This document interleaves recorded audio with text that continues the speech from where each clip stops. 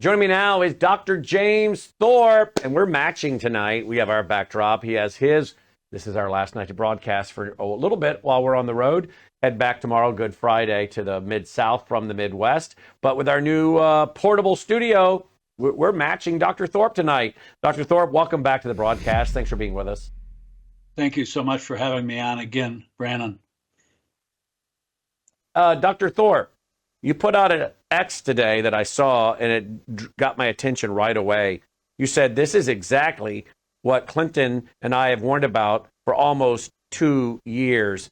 This is what nearly wiped out a generation of hemophiliacs with HIV. The arrogant politicians and healthcare powers refused to address concerns of contaminated blood.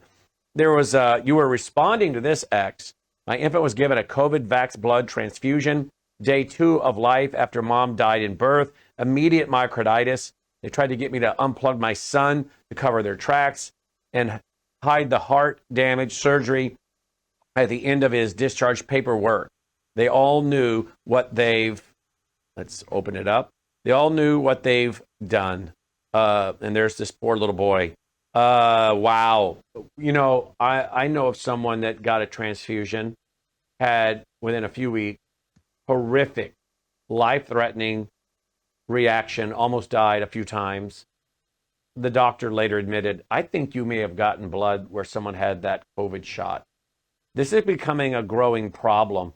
We're going to be, hopefully, in the next week, interviewing Clinton and offering an answer to our audience here. But this is what you have been warning about for 2+ years, is it not, Dr. Thorp? It's exactly what Clinton Ohlers and I have been railing about. And it's just, well, it's like deja vu all over again.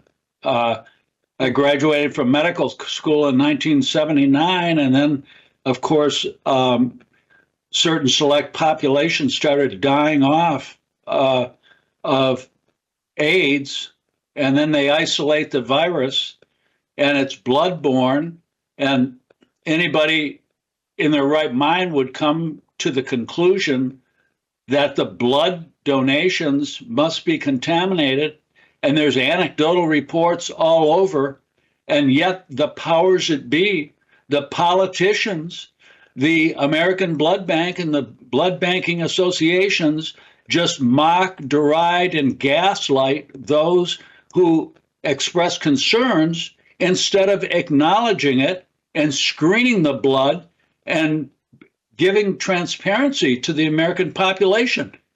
And because they didn't do that, not just the selected population that was targeted with HIV, the gay individuals, but also the people that were dependent upon blood transfusions, for example, hemophiliacs. And we almost wiped out a generation of hemophiliacs in the 80s because of the arrogance of these politicians and these healthcare associations and blood banks. And now they seem to be doing the same thing. How many reports are you getting of people that did not get the shot and had to have a blood transfusion or had to get blood, and then after they got blood, they started having adverse reactions, and it's tied back to the bad blood, the tainted blood? Are you hearing about this? Like, I mean, I know someone personally had this happen. Almost died frequently from it.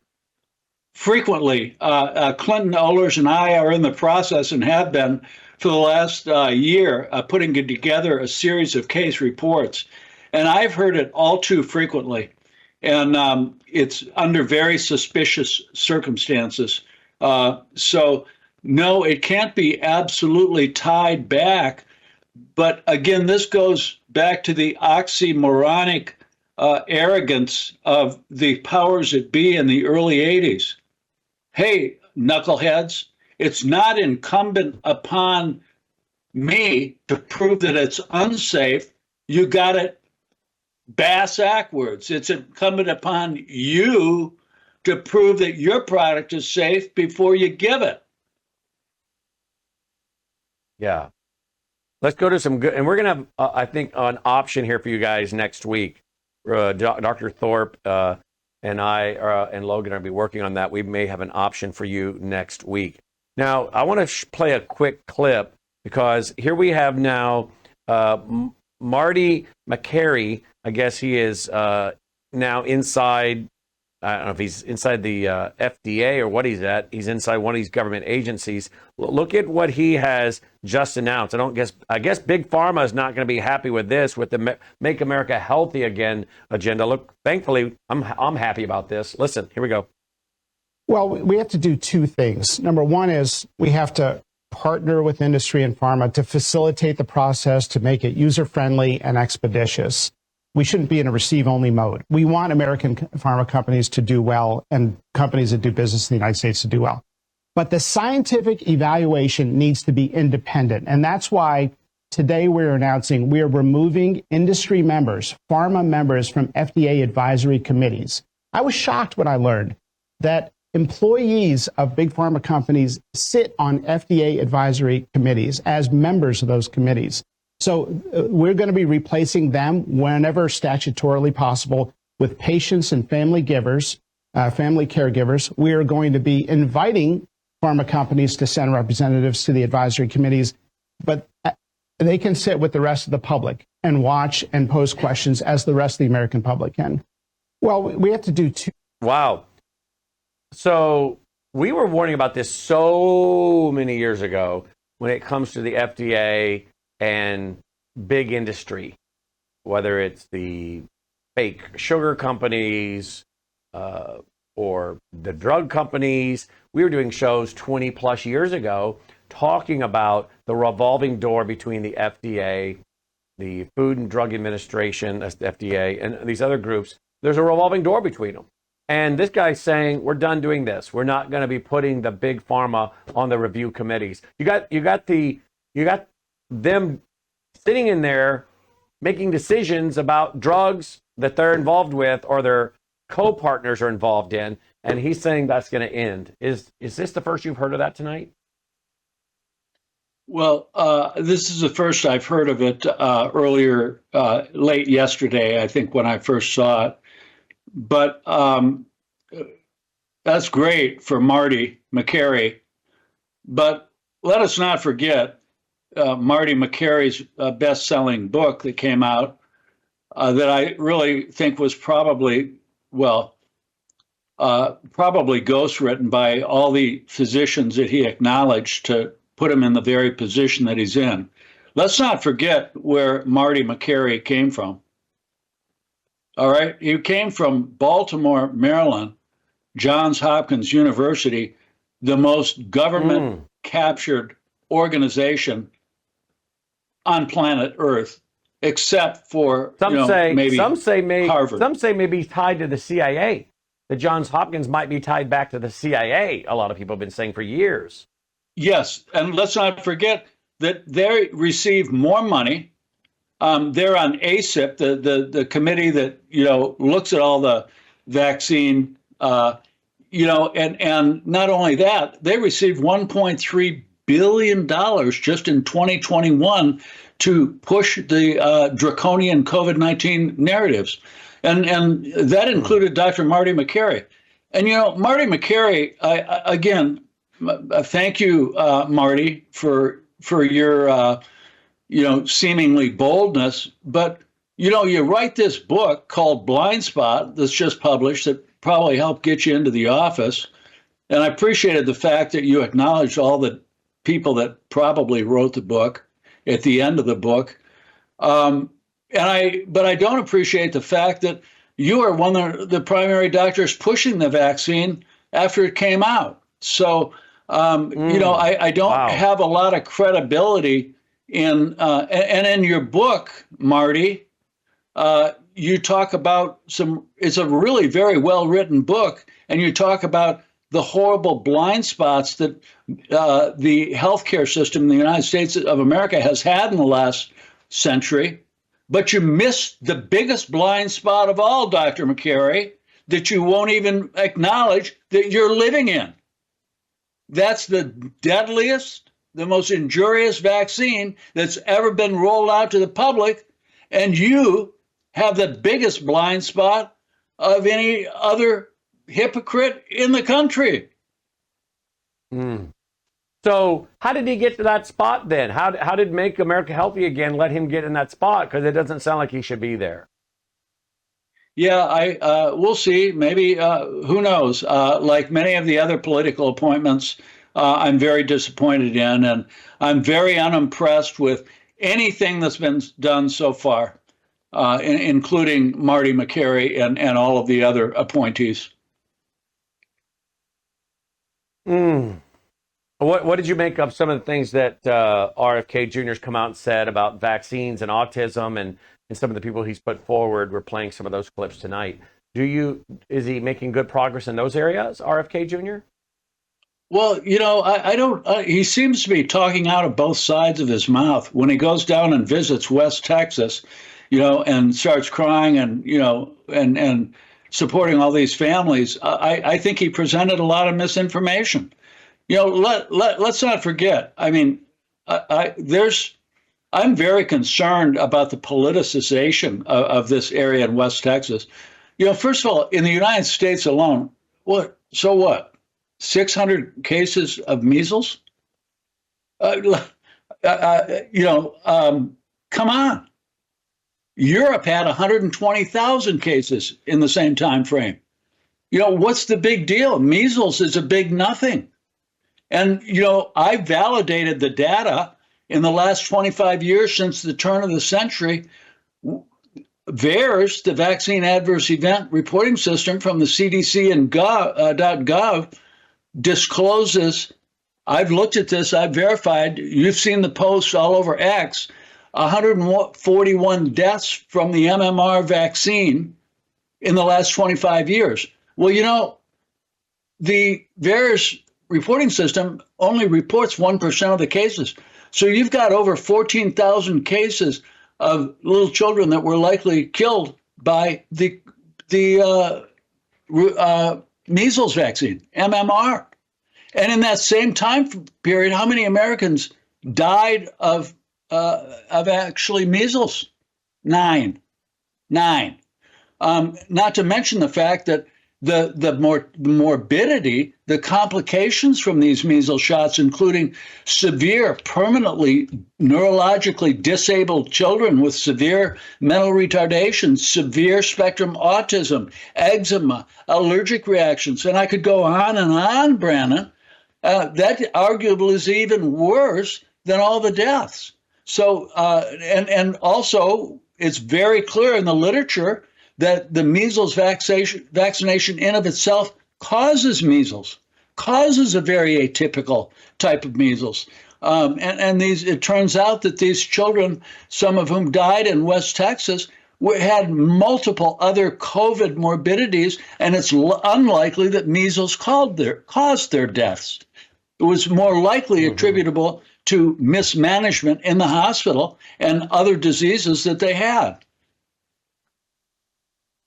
So right now, here tonight, April 17th, 2025, I know you are a big supporter of RFK Jr. getting in there. I wanted to see him get in there and disrupt some stuff. On a scale of 10, 10 being the best, what do you give him? Well, I want to give him the benefit of the doubt, and I want to give him more time. But, if what he said was real and really came out of the lips of JFK, saying the way to stop the measles is to give the vaccine, if that's really him, he flunked on that one, and he's become bought out or controlled or politicized. But I'll give him the benefit of the doubt. Listen, I really somehow really believe in him. I believe that his motives are pure. What happened, I don't know, but I feel like Trump was anointed by God to become the president. I really do, especially after he survived the two attempts at his life. Mm-hmm. And 100%. I hope to believe the same. Hepatitis B. The vaccine? Say it again. You're asking about B. the hepatitis B? I guess I think there's a connection between, I saw today or this week, connection between the hepatitis B shot given to little children, and autism. What do you think of that? I believe it's very credible. The hepatitis B vaccine should never be given to children after birth. That's an abomination. It makes zero sense. Okay, I don't have a problem with the vitamin K shots. Okay, fine. You want to give some vitamin K? It's probably not necessary. I think the risk of harm is extremely low. Same thing with the ophthalmic eye ointment for the newborns. Okay, it's probably unnecessary in the vast majority, but no, a hepatitis B vaccine is not necessary in no way, shape, or form unless under very exceedingly rare circumstances. Well, there's so much we could talk about. Tonight on my Worldview Report, I talked about your report along with Dr. Peter, the psychiatrist, McCullough? Dr. Peter Bregan. Peter Bregan. Well, McCullough too. He was involved too. And Bregan. But you were talking about this now. Yeah, and Bregan. You were talking about this some time ago, but now you've got another study. And I reported on the Worldview Report tonight, mentioned your name as being involved in that study, that these shots are causing people to have suicidal and homicidal tendencies, violent behavior, all kinds of things. But yet, again, very few people are reporting on this. We did. But you've been saying this for some time, but you guys went and did another additional study from the time we were talking about this with you a year or more ago? Yeah. So what I've never published a formal report. I've been following this every quarter on VAERS, on the government database. And so I've posted previous versions of the analytics on your program and on my X. But I've, up until this past publication earlier this week, I haven't formally published it, but this is the most recent. I've been so focused on it for the last 2 years because the safety signals every quarter of the last 2 years has progressively gotten more and more concerning. So, yeah, I think that you did an incredible interview that I saw go around on, I believe it's on X, maybe it's on YouTube, of Mr. Nicholas Hulscher, the Master's in Public Health from the University of Michigan, Department of Public Health, a brilliant young investigator and a great interview. And I see that you guys focused on our study. Yep. Well, I hate to say it, but I think we're going to continue to see more and more violence and more people having psychotic episodes. I also talked to Dr. Peter Bregan not too long ago about all these manic episodes, people ripping their clothes off and walking around naked in the airport, tripping down on airplanes. I mean, when do you ever in your lifetime, doctor, remember so many people having such manic meltdowns so frequently? Now, I know everyone's got a camera today to film it, but come on, I'm 56. I've traveled. Yes, I've flown on planes. I don't fly anymore. I quit flying in 2005. I've flown on a ton of airplanes. Never once in all the airplanes I flew on did I ever see anyone get into a fight, have an altercation. None of that. I've been in all kinds of airports. Never saw it. I've held over 300 events myself with lots of people. I just don't see these psychotic meltdowns until the last few years. I haven't done a study, but in my man on the street level observation, there appears to be a correlation between the COVID shots and what seems to be, in my opinion, a curve up, a move up in public manic episodes. What say you? Well, I think your point is very well taken. There's no question that the severe psychotic and irrational behavior has skyrocketed since the advent of the shot. I don't think that it's a sole contributor. I think it's a multivariable. I think there's multiple different variables that have fed into this. But I think COVID-19 is definitely one of them.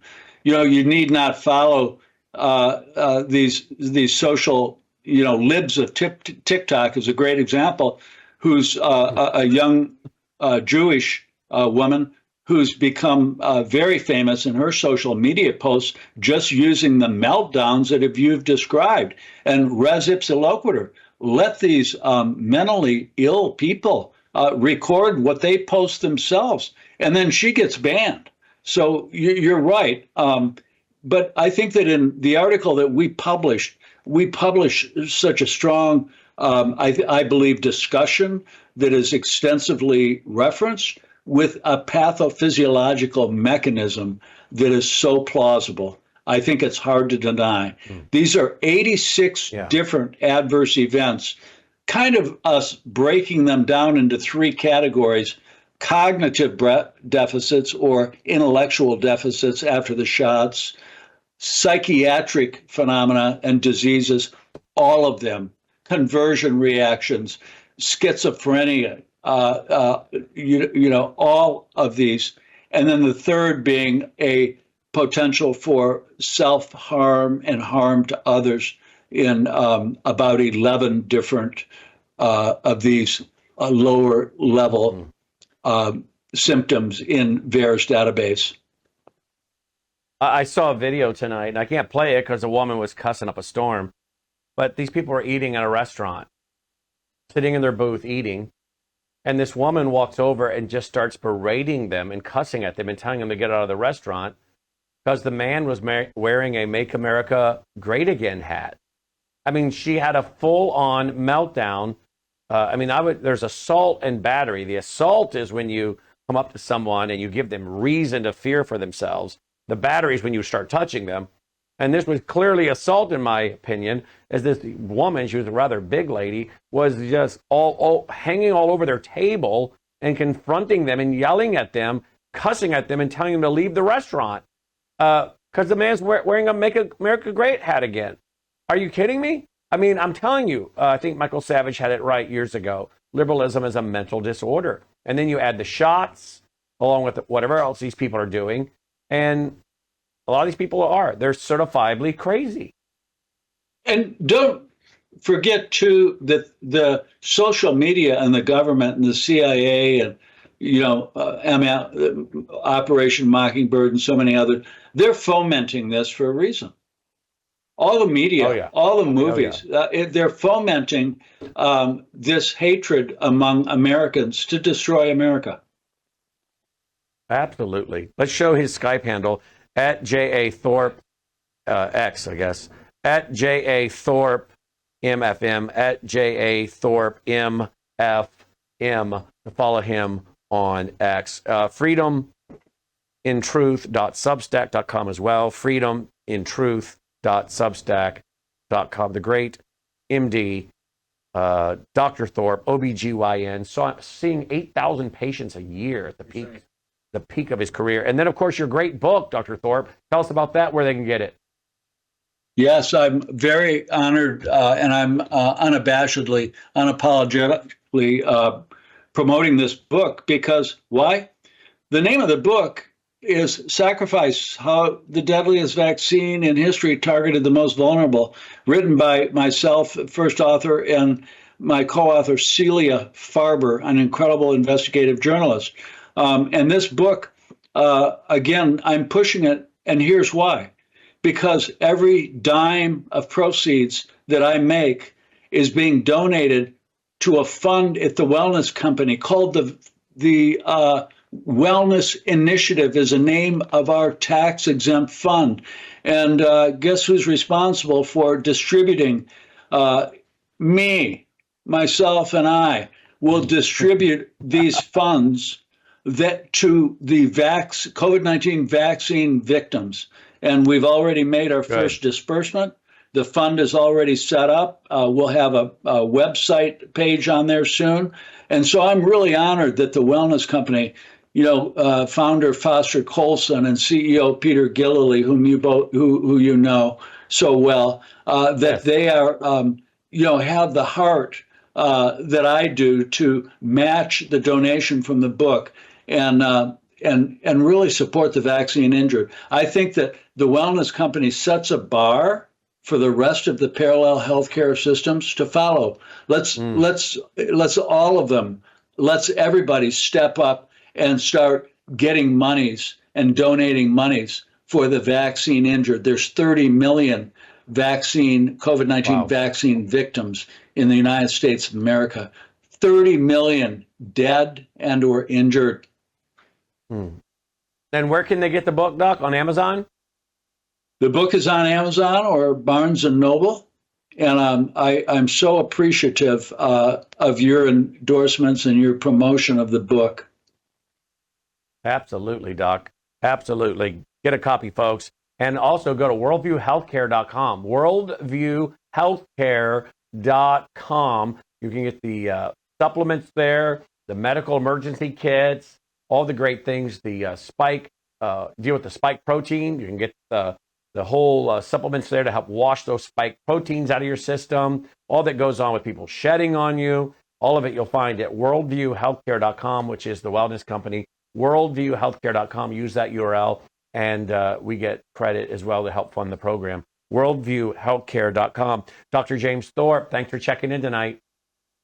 Thanks for having me on, and have a happy Resurrection Sunday. You too, my friend. Amen to that. Dr. James Thorp checking in.